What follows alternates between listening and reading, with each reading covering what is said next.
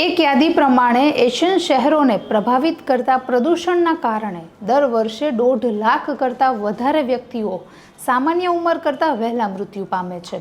આંકડો 2005માં 50,000નો હતો, જે વધીને અત્યારે 3.25 લાખનો થયો છે. દક્ષિણ એશિયનમાં સૌથી વધારે પ્રદૂષિત સિટીઓની યાદીમાં ગુજરાતના 2 શહેરો છે, જેમાં અમદાવાદનું નામ પણ સામેલ છે. નમસ્કાર, ટકાટક મીડિયામાં આપની સાથે હું છું જાનવી.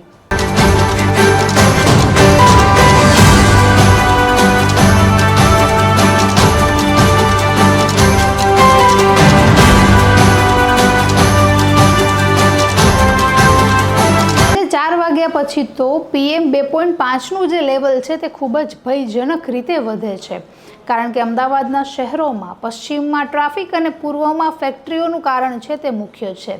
હાંસોલ જેવા વિસ્તારોમાં તો એર ક્વોલિટી ઇન્ડેક્સ 120 કરતાં પણ વધારે છે, જે ખરેખર ખૂબ જ સંવેદનશીલ શરીર ધરાવતા વ્યક્તિઓ માટે ખતરારૂપ સાબિત થઈ શકે છે.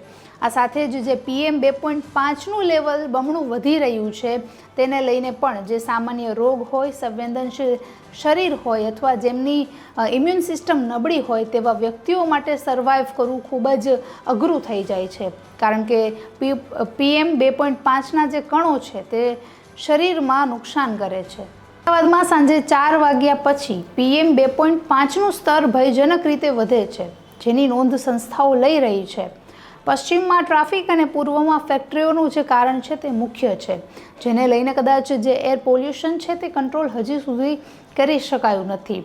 તો સાથે જ જે PM 2.5નું સ્તર ખૂબ જ વધી રહ્યું છે, તેના કણો સંવેદનશીલ વ્યક્તિના શરીરમાં જો જાય તો તેનું વહેલી તકે મૃત્યુ થઈ શકે છે.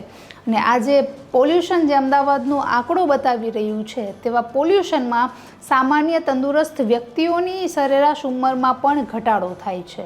એશિયાના 18 શહેરો વાયુ પ્રદૂષણની ગંભીર અસર નીચે આવી રહ્યા છે, જેમાં 1,21,00,000 લોકો વાયુ પ્રદૂષણનો ગંભીર રીતે ભોગ બને છે.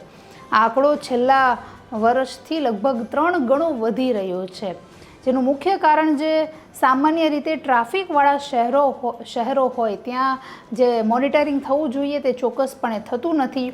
સસ્તા મોનિટરિંગ સેન્સરો હોય, પોલ્યુશનના કંટ્રોલમાં લાવવા માટેના જે અભિયાનો હોય તેમાં પૂરતો ખર્ચ થાય છે, પરંતુ તેમનું પરિણામ શૂન્ય આવે છે. દેશના ઢાકા અને જો ભારતની વાત કરીએ તો અમદાવાદ, મુંબઈ, પુણે, બેંગ્લોર સહિતના જે શહેરો છે તેમાં PM 2.5નું સ્તર ખૂબ જ તેજ ગતિથી આગળ વધી રહ્યું છે, જેને લઈને જે સામાન્ય લોકો હોય, નાના બાળકો હોય કે વૃદ્ધ વ્યક્તિઓ હોય, તેના સ્વાસ્થ્ય પર ખૂબ જ ગંભીર અસરો જોવા મળી રહી છે. મોટા ભાગે વધતા જતા વાહનોનો ઉપયોગ, ધુમાડા અને જે ફેક્ટરીઓના પ્રદૂષણનું જે કારણ છે તે પણ વાયુ પ્રદૂષણનું મુખ્ય એક સોર્સ બની રહે છે. આ સાથે જ જે ભારતના શહેરો છે તેમાં મુંબઈ, પુણે, બેંગ્લોર સહિત ગુજરાતના અમદાવાદ અને સુરત શહેરોનો પણ સમાવેશ થાય છે, કે જ્યાં PM 2.5નું સ્તર ખૂબ જ તેજ ગતિથી આગળ વધી રહ્યું છે. તેના જે નાના નાના પાર્ટિકલ્સ છે તે માનવના જે ફેફસા છે તેમાં પણ નુકસાન કરી શકે છે, જેના કારણે તેમની સરેરાશ ઉંમર કરતાં વહેલા મૃત્યુ થઈ શકે છે. જે તંત્ર પોલ્યુશનને કંટ્રોલ કરવાના તમામ સાર્થક પ્રયત્નો કરી રહ્યા છે, છતાં પણ જે રીતે પ્રદૂષણમાં વધારો થાય છે તેના પર કંટ્રોલ કરવાનો પ્રયત્ન કરવામાં આવે છે, તો વાહનોની સંખ્યા અને ફેક્ટરીઓની સંખ્યામાં પણ વધારો થાય છે.